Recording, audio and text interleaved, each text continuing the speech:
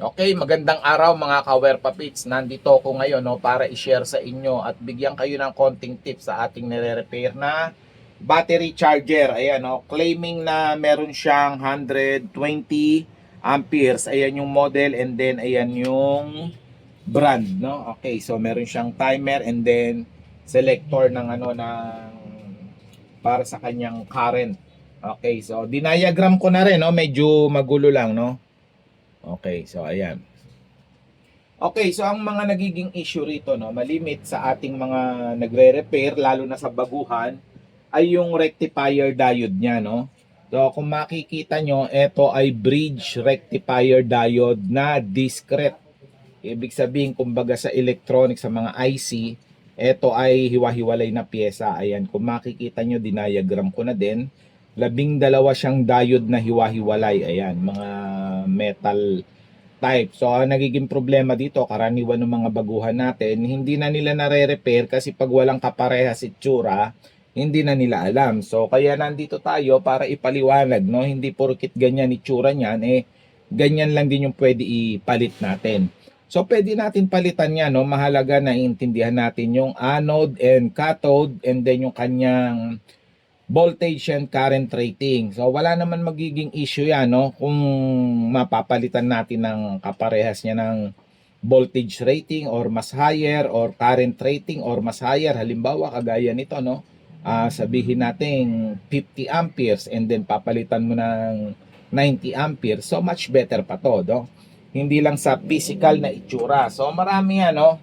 Kagaya nito, rectifier diode din to. So, ito pa lang tumitimbang na ng 1 kilo kasi 200 amperes ito. So, pwede mo rin yan ipalit, no? Okay.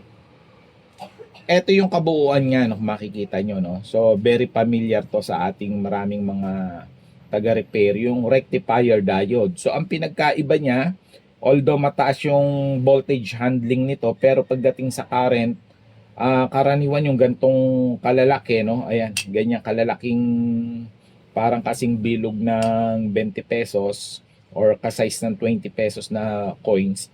Maximum na niyan 50 amperes. Pero yung 50 amperes na yon, since China, gawang in-check, so at least mga 50% lang nun, dapat mga 25 ampere lang yung maximum na gagamitin natin, no? Pero same lang sila ng function nitong discrete na to, no? Ayan, no? Kung makikita nyo, meron siyang positive, meron siyang negative, and then AC. Ito AC.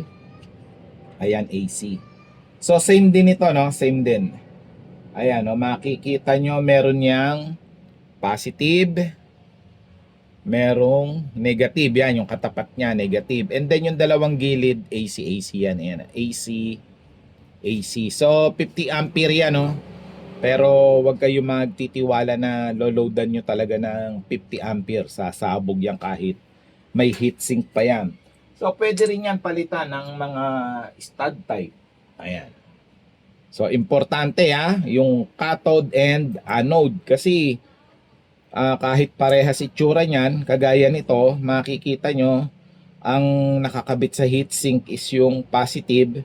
So yung kabilang side naman, ang nakakabit sa heatsink is yung negative. So makikita nyo rin, ayan, kulay itim and then ayun, kulay pula. So yan yung dapat alam natin, no? Pero hindi naman kailangan na ganyan mismo kasi marami ko nagiging customer, yun ang nagiging problema nila, no? Yung iba mga electrical shop din, mga automotive shop, namomroblema sila at hindi na nila mai-repair dahil walang kaparehas itsura, no? So di naman natin sila masisisi, no, dahil hindi naman yun ang kanilang expertise. So ito din, no, rectifier diode din yan. Pwede rin natin ipalit yan.